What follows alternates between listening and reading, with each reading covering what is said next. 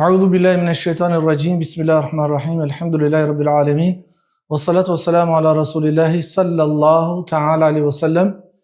Të dashur ndjekës të kanalit ton, jemi ritakuar sërish së bashku në mësimin e radhës, por përpara se të kalojmë tek mësimi I ditës së sotme, do t'ju kujtoj që radhën e kaluar kemi marrë kesran, pra zanoren I, ndërsa sot ne do të marrim zanoren I, por të zgjatur, ngjashëm sikurse zgjatej fetha nëpërmjet elifit që vinte e pashënjuar dhe mund vinte pra pas shkronjës së parë, të dytë apo edhe të tretë. Kështu që sot ne do marrim pra zanoren I të zgjatur, e cila realizohet nëpërmjet shkronjës J. Dhe shkronja J duhet të vijë e pa shënjuar.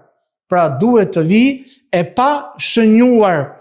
Dhe kemi thënë që ka raste që në një fjalë mund të mos ndodhet shkronja J si shkronjë e medit, pra e zgjatëses, por thjesht vetëm viza tërheqëse poshtë shkronjës tregon se ajo lexohet e zgjatur.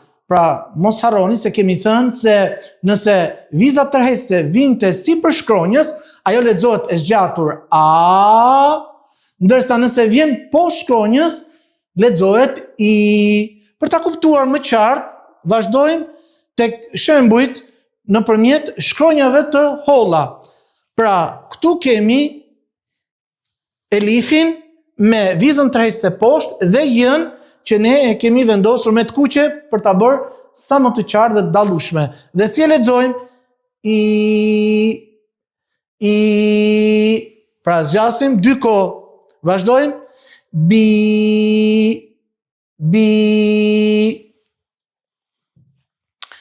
ti. Pra të gjithë këto kanë ardhur me shkronjën J e pa shënjuar dhe vetëm shkronja e parë në rastin konkret se ka vizën tërheqëse poshtë dhe si e lexojmë? Thi. Pra e zgjasim dy kohë për të vazhduar me gjimin. Gji. Vazhdojmë. Hi. Di. Keni kujdes, sepse jo në të gjitha rastet, po tek elifi dhe tek dali, dhali, raja dhe wavi kemi thënë, jo domosdoshmërisht, pra lidhet me shkronjat e tjera. Në rastin konkret këtu nuk lidhet. Dali nuk lidhet dhe jeja ka si e vetme pra. Edhe pse është në pozicionin e fund, pra nuk lidhet me dali. Kemi kujdes. Di. E njëjta gjë edhe për shkronjën tjetër. Dhi. Për të vazhduar me ran që edhe kjo nuk lidhej. Ri.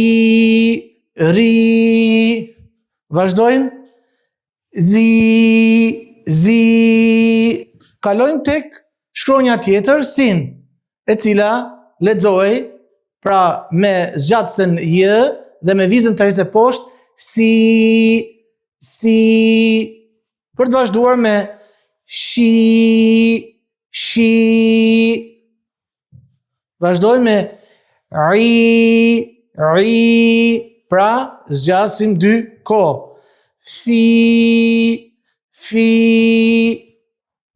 Vazhdojmë. Ki. Li. Vazhdojmë me mimin. Mi. Ni.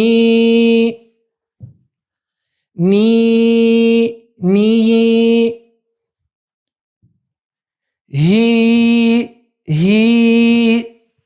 Dhe me wawin që nuk lidhet, pra në fund të fjalës siç e shihni, wi. Dhe vetë J-ja, e cila lidhej padyshim, pra në fund, ji. këtu kemi dy j, siç e shihni. E para ka ardhur me vizën tërheqëse poshtë dhe e dyta ka ardhur e pashënjuar që tregon se është në rolin e zgjatëses, pra zgjat zanoren që ka para. Vazhdojmë me shkronjat e rënda apo të trasha. Khi, qi.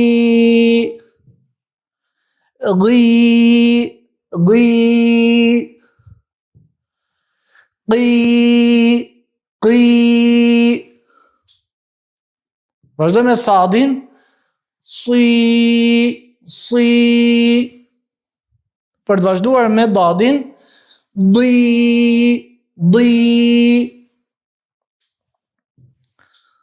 Ti. Dhe në fund lexojmë li. Pra e lexojmë zanoren i të zgjatur, që në rastin konkret ka ardhur viza tërheqëse. Për ta kuptuar më qartë, ne do të bëjmë një krahasim se si lexohet pra kestra zanoria i normal, pra konkretisht me shkronjat në rolin të vetme, dhe se si lexohet kur vjen zgjatësia j, ose ka raste thame që nuk vjen j-ja, por thjesht viza tërheqëse poshtë shkronjës tregon se e zgjat zanoren dhe e lexon dy kohë. Shikojmë së bashku. I, bi,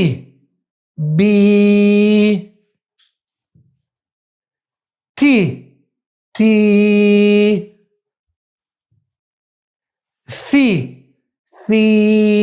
Pra, këtu tek e para nuk e zgjas, e lexoj shkurt, siç duhet, dhe poshtë e zgjas. Pse?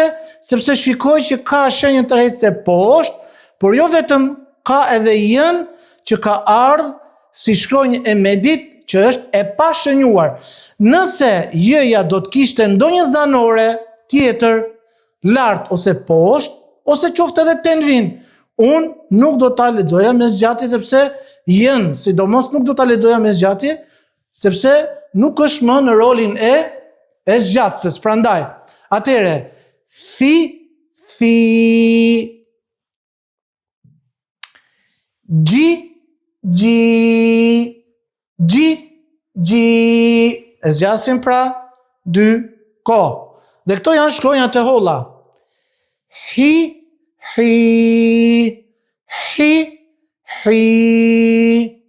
Vazhdojmë. Di.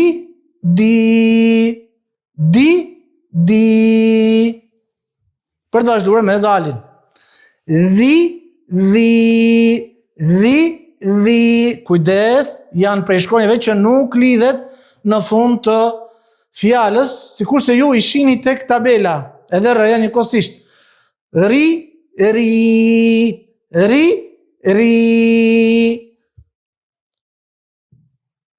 Zi.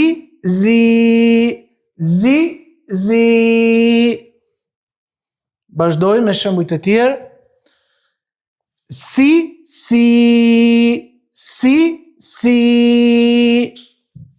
Vazhdojmë. Shi.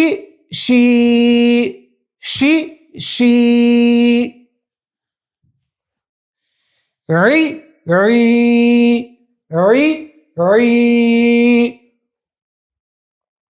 Vazhdojmë me fen. Fi.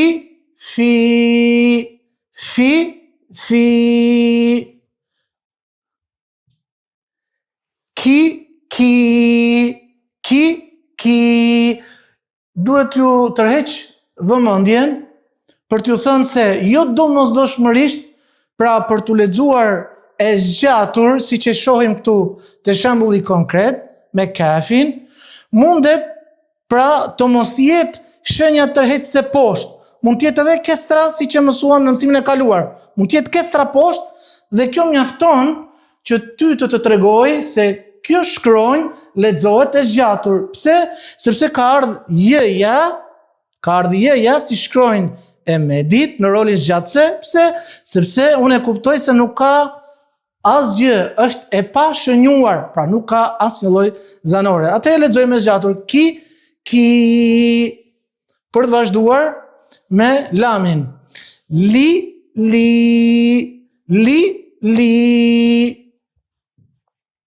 Vazhdojmë me mimin. Mi.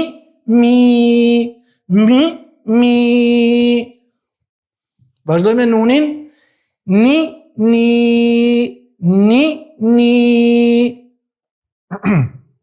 Vazhdojmë me hën.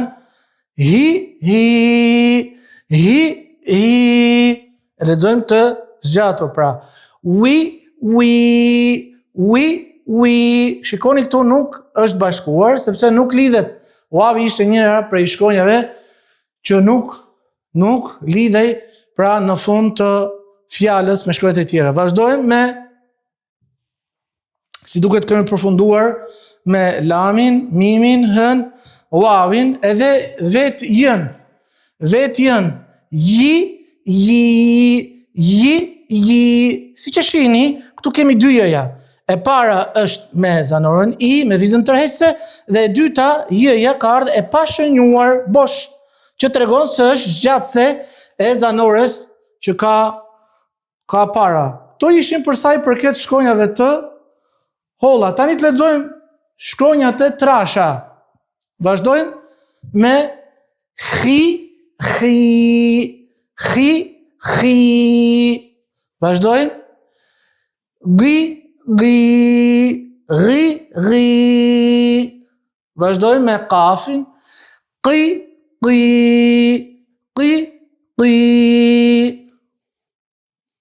Vazhdojmë me sadin. Si.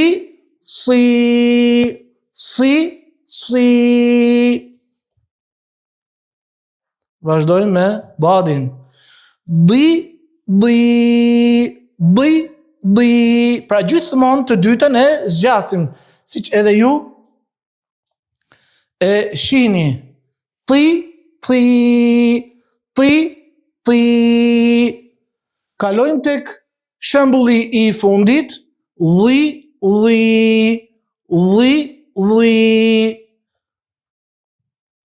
Kemi përfunduar kështu me krahasimin e shkronjave midis zanores kesra i dhe asaj zgjatëse. Atëherë unë ju lë në amanetin e Zotit të madhëruar. Mos harroni të abononi në kanalin ton. Deri atëherë që ndroni me mëshirën e Zotit të madhëruar. Assalamu alaikum wa rahmatullahi taala wa barakatuhu.